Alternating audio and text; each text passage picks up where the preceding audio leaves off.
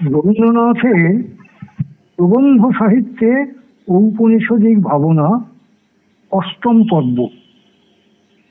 শান্তিনিকেতন প্রথম খণ্ড গ্রন্থে সংকলিত হয়েছে রবীন্দ্রনাথের সমাজ ও ধর্ম সম্বন্ধে নানাবিধ ভাবনা। এই গ্রন্থে দুঃখ প্রবন্ধে রবীন্দ্রনাথ বলছেন, কল্যাণকর যে শুধু সুখকর নন, তিনি যে দুঃখকর।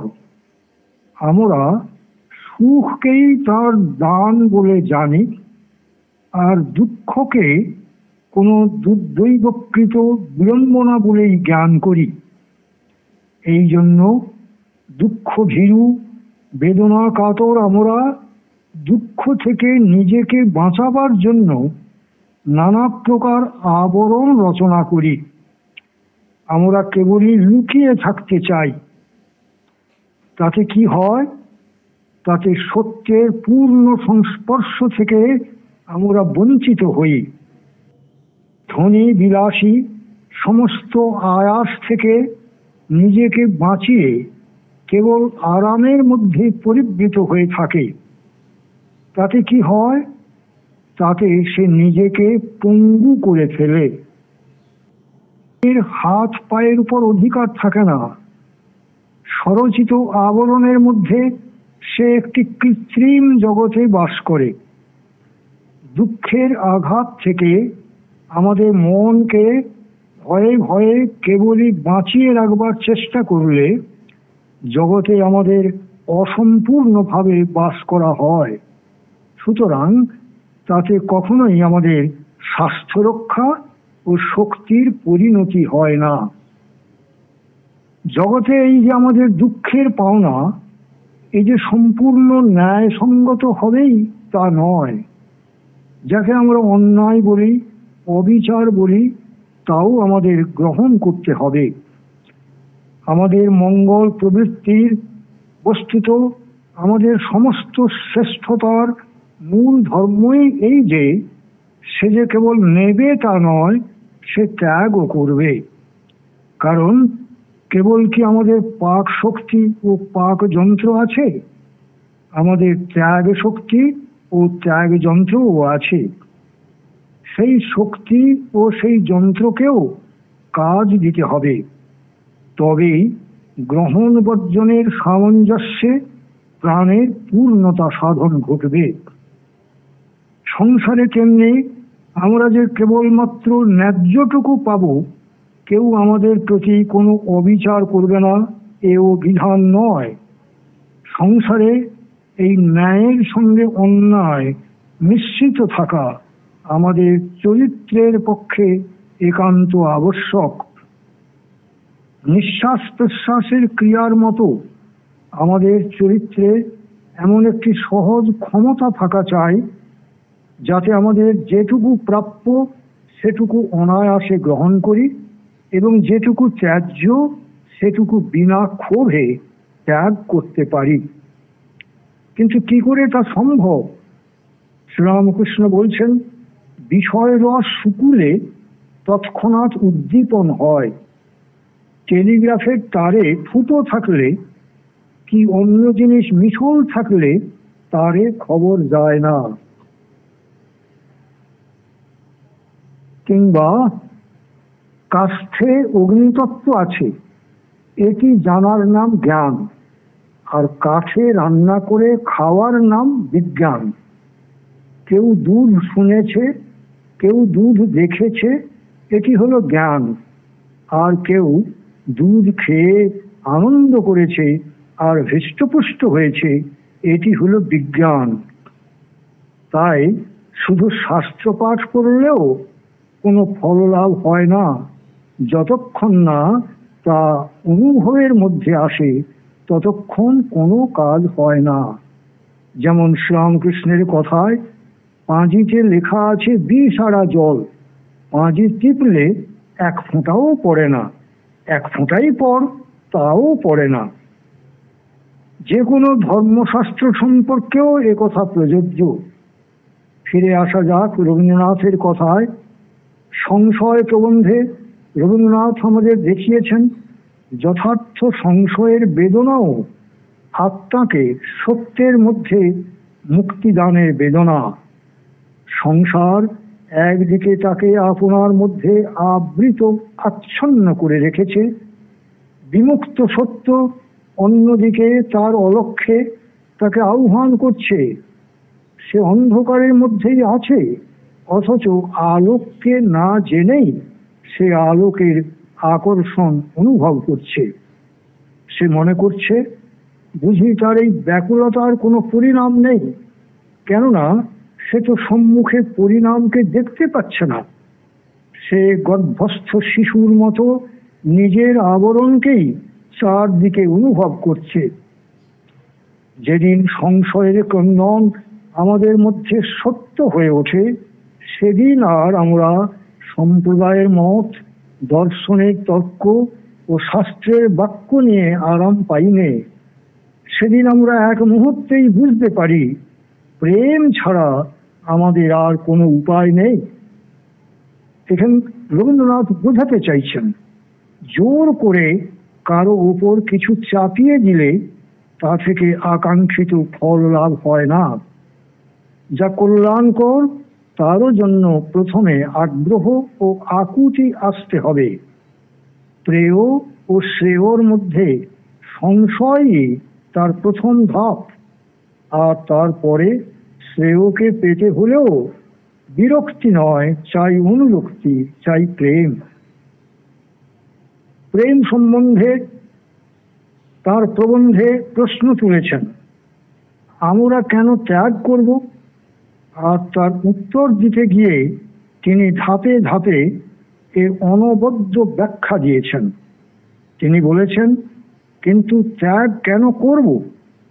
এই প্রশ্নটার চরম উত্তরটি এখনো মনের মধ্যে এসে পৌঁছল না। শাস্ত্রে উত্তর দেয়, ত্যাগ না করলে স্বাধীন হওয়া যায় না।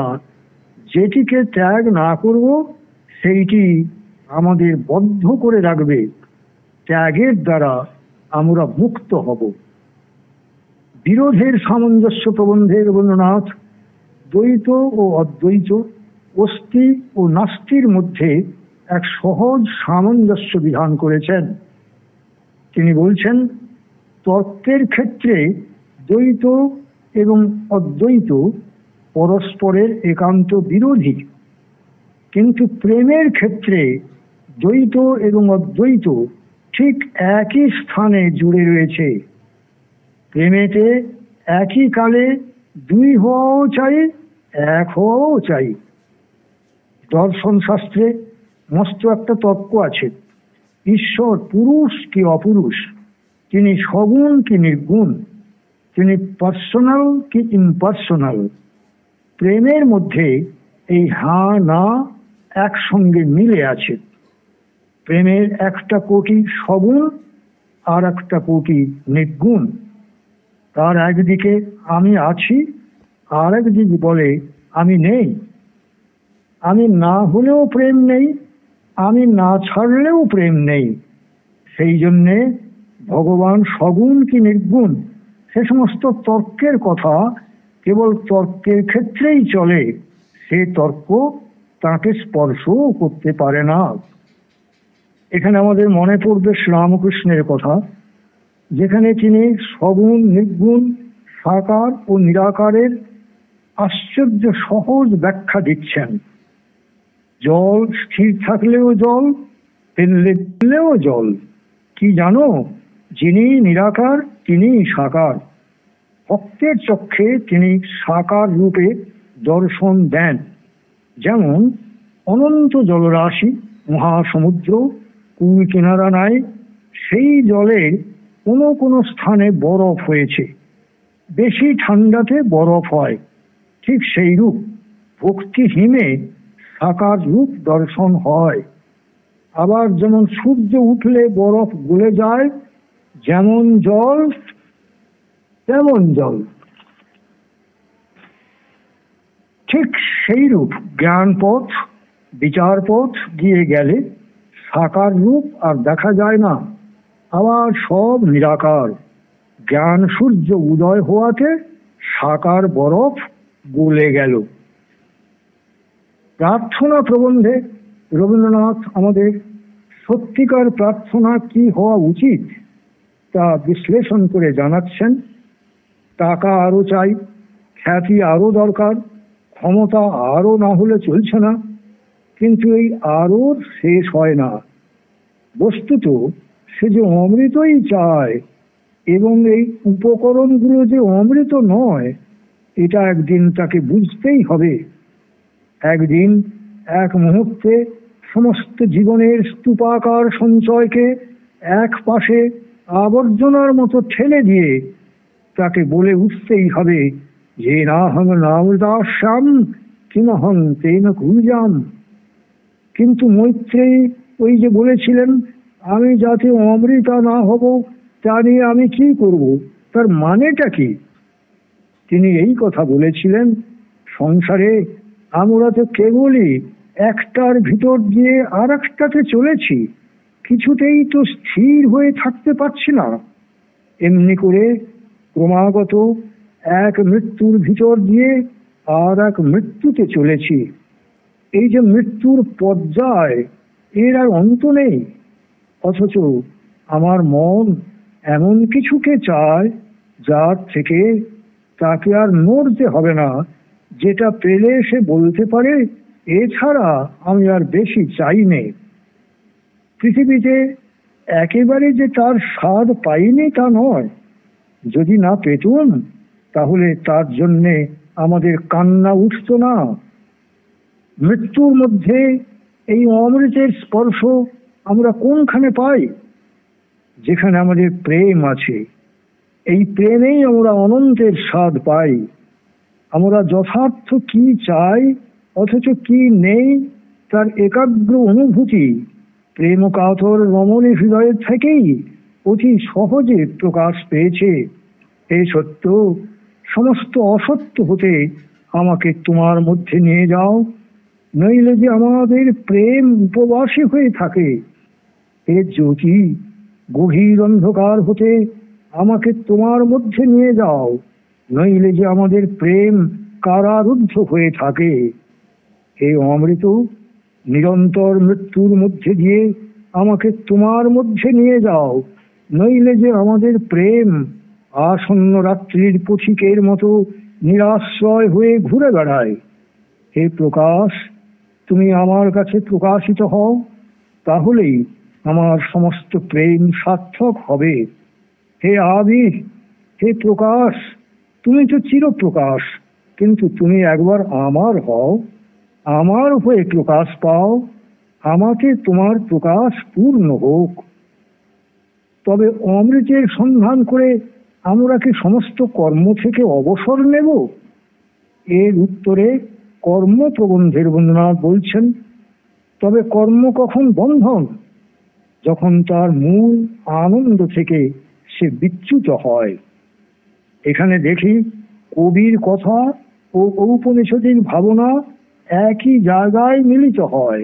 কেননা কর্ম তখন আর বন্ধন নয়, কর্মের মধ্য দিয়েই আমরা স্বার্থ বুদ্ধির গণ্ডি থেকে মুক্তি লাভ করি। তখন বস্তুগত ও ব্যক্তিগত ফললাভ থেকেও বড় হয়ে ওঠে অমৃতের পিপাসা, আর তারই পরিণামে আনন্দ। আর তা না হলে কি হয় তার উত্তর পাওয়া যাবে বিবেকানন্দের সেই ক্ষোভ ও ধিক্কারের কথায়। এখন ধর্ম কোথায়? খালি ছুঁতো মার্গ, আমাকে ছুঁয়েও না। রবীন্দ্রনাথও মুক্তি প্রবন্ধে মুক্তির স্বরূপ বিশ্লেষণ করতে গিয়ে বলেছেন, অভ্যাস আমাদের নিজের মনের তুচ্ছতার দ্বারা সকল মহৎ জিনিসকেই তুচ্ছ করে দেয়। সে নাকি নিজে বদ্ধ, এই জন্যে সে সমস্ত জিনিসকেই বদ্ধ করে দেয়। বৈজ্ঞানিক বলো, দার্শনিক বলো, কবি বলো, তাদের কাজই মানুষের এই সমস্ত মূঢ়তা ও অভ্যাসের আবরণ মোচন করে এই জগতের মধ্যে সত্যের অনন্ত রূপকে দেখানো। যা কিছু দেখছি একেই সত্য করে দেখানো। এই প্রসঙ্গে বিবেকানন্দের কথাটাও জেনে নিতে পারি, যেখানে তিনি কর্মযোগের আদর্শ প্রবন্ধে বলছেন, প্রত্যেক ধর্মেই মুক্তির জন্য প্রাণপণ চেষ্টার বিকাশ আমরা দেখতে পাই। ইহা সমুদয় নীতি ও নিঃস্বার্থপরতার ভিত্তি। আবার আত্মা তাহার বন্ধন ও মুক্তি প্রবন্ধে বলছেন, আমাদের প্রত্যেক কার্য, প্রত্যেক চিন্তা মনে একটি ছাপ রাখিয়া যায়। এগুলিকে সংস্কৃত ভাষায় বলা হয় সংস্কার, এবং এই সকল সংস্কার মিলিত হইয়া একটি প্রচন্ড শক্তি সৃষ্টি করে, যাহাকে বলা হয় চরিত্র। মানুষের চরিত্র মানুষ নিজেই সৃষ্টি করে। চরিত্র তাহার নিজের মানসিক এবং দৈহিক কার্যাবলীর ফল মাত্র। আর এর বিপরীত হলে যা হয় তা রবীন্দ্রনাথ তাঁর কবিতায় প্রকাশ করলেন। ধর্মের নামে মোহ এসে যারে ধরে, অন্ধ সেজন মারে আর শুধু মরে।